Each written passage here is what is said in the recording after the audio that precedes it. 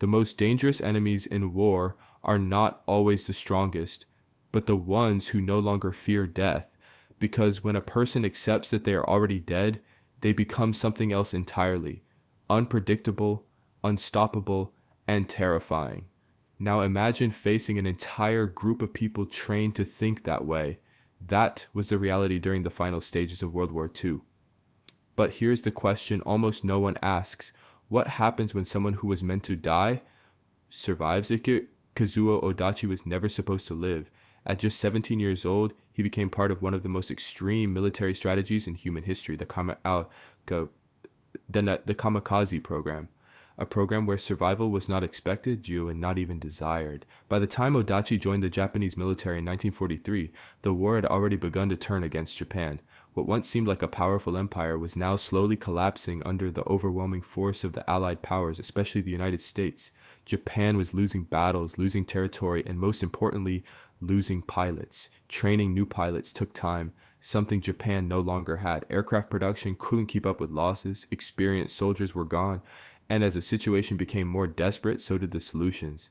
That's when the idea of the kamikaze was born. The word kamikaze means divine wind, a reference to a legendary storm that saved Japan centuries earlier by destroying a Mongol invasion fleet. But in World War II, there would be no storm from the sky. This time, the divine wind would be human. The planes were turned into weapons. Loaded with bombs, fuel, and explosives, these aircraft became guided missiles, controlled not by machines, but by young men who had been told their death was necessary. Their mission was simple: fly directly into enemy ships, no escape, no return, and yet thousands volunteered, or at least that's what history often tells us. But the truth is far more complicated. Many of these young pilots were barely out of school. Some had never even finished their education. They were told that dying for their country was the highest honor a person could achieve, that their sacrifice would bring pride to their families, that their names would be remembered forever. They were trained not just physically, but psychologically. Fear was treated as weakness. Doubt was something to be eliminated. Emotions were suppressed. They were conditioned to believe they had been chosen for something greater than life itself. And in a culture where honor meant everything, refusing was almost impossible. Kazuo Odachi was one of these young men. He grew up fascinated by airplanes, dreaming of becoming a pilot. When he joined the military, he believed he was pursuing that dream. But as the war situation worsened, his path changed. He was assigned to a special group, one that was preparing for suicide missions. Unlike some others, Odachi actually received proper training. He was part of an elite youth aviation program where teenagers were prepared for combat. But even with that training, nothing could truly prepare someone for the reality of being told that their life would end in a deliberate crash. The pilots were treated like symbols. They were compared to cherry blossoms, beautiful but short-lived. Even their uniforms carried this symbolism, constantly reminding them that their lives were meant to be brief. And yet, despite everything, Odachi began to question what would happen if a kamikaze pilot survived. It was a dangerous thought, one that went against everything he had been taught, because survival was not part of the plan. As the war intensified, kamikaze missions began in full force. Starting in late 1944, waves of pilots launched themselves toward Allied ships.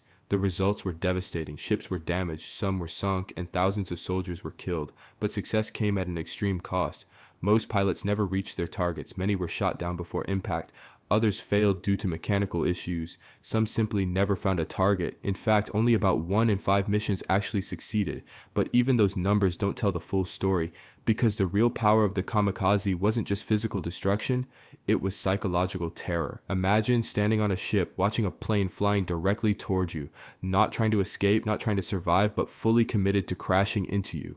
That kind of fear is something no conventional weapon could replicate. And yet behind that terrifying image were human beings, scared, confused, pressured. Not all of them wanted to die. Odachi himself was sent on multiple missions. Each time he prepared for death, each time he said goodbye in his mind, each time he accepted that this would be his final moment. And yet, he kept coming back. Sometimes there were no targets. Sometimes conditions forced him to turn back. Once, he even had to drop his bomb into the ocean just to survive an encounter with enemy fighters. But surviving wasn't a relief, it was a curse, because every time he returned, he had to face the same reality again. Another mission, another expectation to die, another moment of waiting. every night pilots would be told who would fly the next day. It felt, as Odachi described, like being handed a death sentence. Over time, something changed inside him. The constant fear began to fade. Not because he became brave, but because he became numb. Life and death started to feel the same. The only thing that mattered was reaching that final moment. But that moment never came. On what was supposed to be one of his final missions, something completely unexpected happened. As the planes were preparing to take off, a message arrived. The Emperor of Japan had announced the country's surrender. The war was over, just like that. The mission ended before it even began. Odachi had survived, not because he escaped death, but because death itself had been cancelled. When he returned home, the reality of what had happened began to sink in. He traveled through a destroyed Japan, cities in ruins, lives shattered, a nation completely changed. When he passed through Hiroshima, he finally understood the scale of the devastation. The war wasn't just over. It had erased everything. Back home, Odachi did something symbolic. He took the ceremonial sword he had been given as a kamikaze pilot, a symbol of his expected death, and threw it into the fire, melting it down into a meaningless piece of metal. He wanted to erase that part of his life, and for decades, he did. He built a normal life, started a family, worked as a police officer, and told almost no one about his past. Not even his wife knew the full truth. Because how do you explain something like that? How do you tell someone you were trained to die, and survived anyway? For years, the world viewed kamikaze pilots in a very simple way, either as heroes or as fanatics. But Odachi's story reveals something deeper. They were neither. They were human beings placed in impossible situations. Some returned because of mechanical failures, others because of weather, and some because they simply couldn't go through with it. Those who hesitated were often punished, humiliated, or even executed, but even then, the military couldn't afford to lose pilots, so many were sent out again. Imagine being forced to attempt your own death over and over again. That was their reality. Years later, Odachi finally began to share his story, not to glorify what happened, but to remind people of the truth. He explained that most of them did not choose to die freely. They were influenced, pressured, and shaped by a system that valued honor over life. They were teenagers, just like students today. And in his own words, not a single one of them would have chosen death on their own. Today, Odachi speaks as a man who has seen both sides of war, the propaganda and the reality. He does not regret serving his country, but he strongly opposes war itself. He understands how easily people can be convinced to sacrifice everything, especially when they are young. His story is not just about survival, it is about the cost of blind loyalty, about the danger of ideology, and about what happens when a society pushes its people beyond the limits of humanity.